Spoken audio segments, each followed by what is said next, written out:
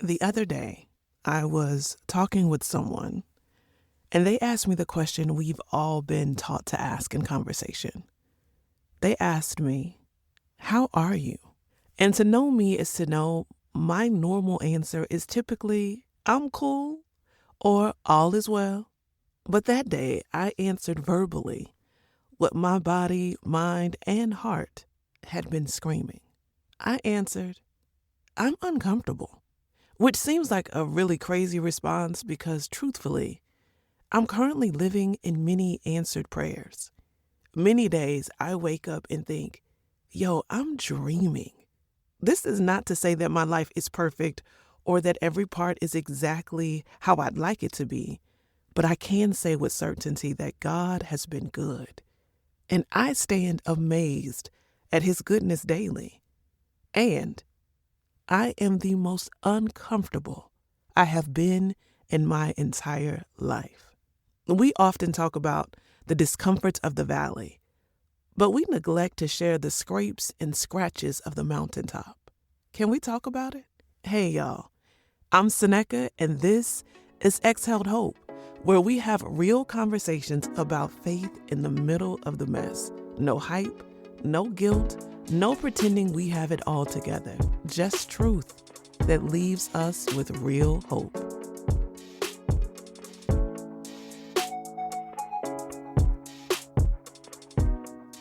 We talk a lot about the valleys, trials, and hard seasons.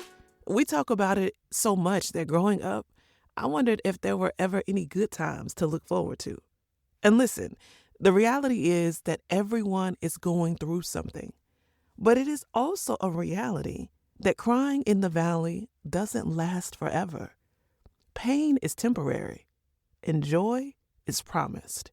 There is this picture painted in the church of a continual search and climb for the mountaintop, but very little conversation about what happens once we get there, or the discomfort that often accompanies it.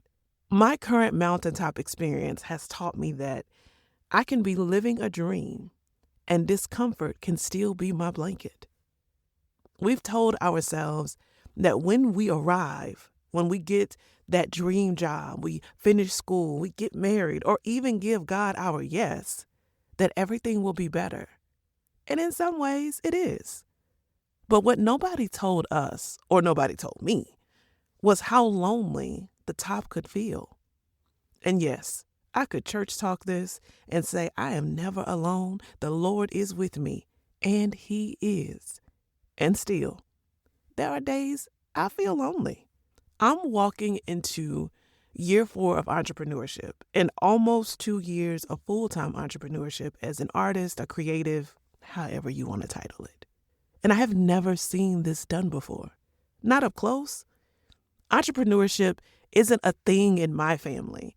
And on top of that, most of my family is analytical. They think in numbers, in graphs, and Excel documents. And I'm the creative brain. They see black and white, and I see in vivid and muted colors in every shade.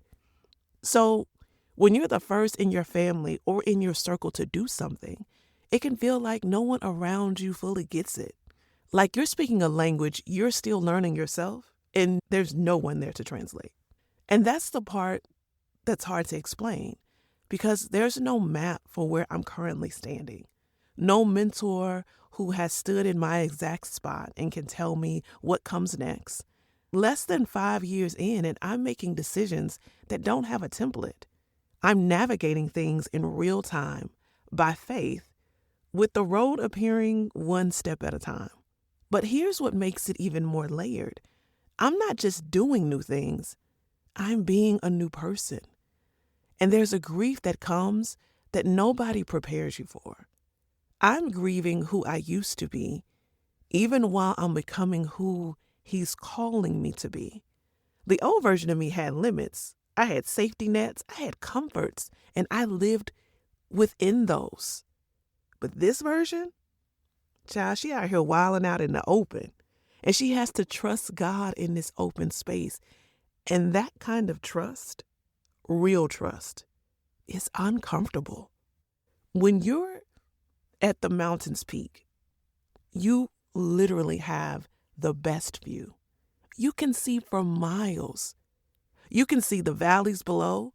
You can see the next mountain in the distance. The view is breathtaking. And you are fully exposed. When I gave God my yes for Exhaled Hope and all it has encompassed over these past few years, I didn't imagine a podcast. I didn't imagine a social media presence beyond my personal page. I didn't imagine any of the things that are current or that are coming up. And I certainly never imagined I'd be telling y'all my business on a podcast every week. I felt exposed enough through my poetry. And now here I am, weekly, telling y'all something real about me. And it's not usually the highlight reel. It's usually all the ways I'm still a work in progress, exposed and uncomfortable. But sometimes that's the cost of your yes. That's the cost of the mountaintop view. And can I add one more layer to this? Because it's not just me in this becoming season. My husband and I are raising a teenager and a preteen. Help me, Jesus. Okay? Two people who are changing just as rapidly as I feel that I am. They're figuring out who they are at the same time I'm figuring out who I'm becoming. There are moments in our house where all of us are in some kind of transition simultaneously. Y'all, my son's voice is getting deeper. He got peach fuzz on the top of his lip. What is happening? But the reality is, even with all of this change and transition that's happening, the fact of the matter is I'm not the same mother I was 5 years ago. And they are not the same kids. We are all becoming at the same time, under the same roof. And that is beautiful and overwhelming and holy all at once. Nobody handed me a guide for parenting through your own transformation. But I'm learning that maybe the greatest thing I can model for them right now is what it looks like to say yes to God, even when it's uncomfortable. To show them that growth isn't always clean, that becoming is a process, that you can be in the middle of something hard and still trust the one who called you to it. The other thing is, the weather changes fast up there. I mean, when you're that high up, the conditions shift quickly. And if you're not careful, the wind of a bad decision, the wind of discouragement even while watching the most beautiful sunrise, the wind of compromise of another person's valley disguised as a mountain can throw us off kilter. I've learned that the rapid weather changes aren't meant to scare you off the mountain. They're meant to remind you to keep your footing sure in the one who led you there in the first place. Y'all, recently, I've been stuck in 1st and 2nd Kings. Don't ask me why, child. I think I'm still trying to figure that out myself. But over and over again, as you read through the kings of Israel and Judah, there's this recurring phrase that keeps stopping me. Even when a king did what was right in the eyes of the Lord, even when things were going well, the text says, I sound like an old Baptist preacher. The text says, but the high places were not removed. The high places were these elevated sites of worship. And the problem wasn't necessarily the elevation. The problem was what people chose to worship once they got to the level of elevation. Even Solomon, who was classed as the wisest, most blessed, most favored king, he built high places for foreign gods at the height of his power, not in his struggle. It was in his arrival to the mountaintop. Once he reached the goal, his highest peak, he built high places for foreign gods. And I've had to be honest with myself about that because the truth is the mountaintop has its own temptations. When we finally arrive to the thing that we prayed for, there is a subtle danger of slowly shifting our worship from the one who brought us here to the thing he brought us to. It can look like protecting your platform more than your prayer life, or finding more identity in your calling than in Christ, or treating the dream like the destination instead of a waypoint in a bigger story. None of it feels like idolatry. It feels like gratitude. It feels like stewardship. But if the answered prayer starts to quietly replace the answerer, that's a high place. The discomfort of the mountaintop might actually be God's mercy, keeping us from getting too comfortable in a place that was never meant to be our permanent dwelling. He didn't bring you here to set up camp and bow down to the view. He brought you here to meet him at a new altitude and then keep moving. Don't let your yes become your God. Because here's the reframe I want to offer you today. And it's one I had to offer to myself. The mountaintop is not the reward for growth.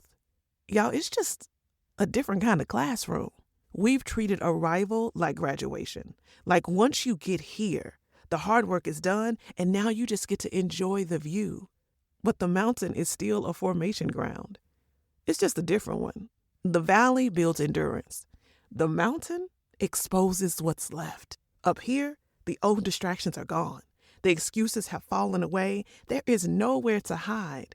And in that kind of openness, God can get to the parts of you that comfort and survival mode never let him touch. Christ doesn't just grow you in the valley. He exposes, refines, and he deepens you on the mountain. Because up here, there's nowhere to hide. The valley asks you, will you trust me in the hard thing? The mountain asks, will you trust me in the answer thing? Both are invitations. Both are holy. Both are uncomfortable. I read this quote the other day by a runner named Sam who completed a 100-mile race. And after his race, he came to this conclusion. He said that discomfort isn't the enemy. Stopping is. Discomfort is just validation that you are where you need to be. Let me put on my Baptist preacher hat again. I'm going to say that again.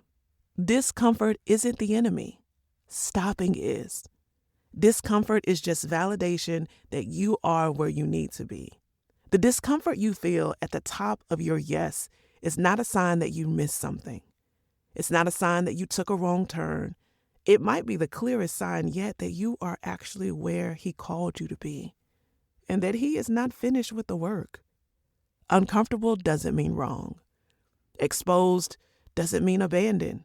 And being first doesn't mean you're alone. So if you're in a season where everything looks good and like everything is wonderful on the outside and it still feels like a lot on the inside, this episode is for you. You're not ungrateful. You're not faithless. You are not failing the moment. You're being formed by it. And I want to leave you with a question this week. You can sit with it. You can journal with it. You can pray through it, however you feel led. But the question is, what might God be refining in me right now that could only be reached from this altitude? Hey, y'all. Thank you for being here. Thank you for trusting this space with the real parts of your journey. If this episode met you somewhere honest today, share it with someone who's living their yes and feeling the weight of it. They need to know they're not alone up here. I'm Senecca, and this is Exhaled Hope. I'll see y'all next week.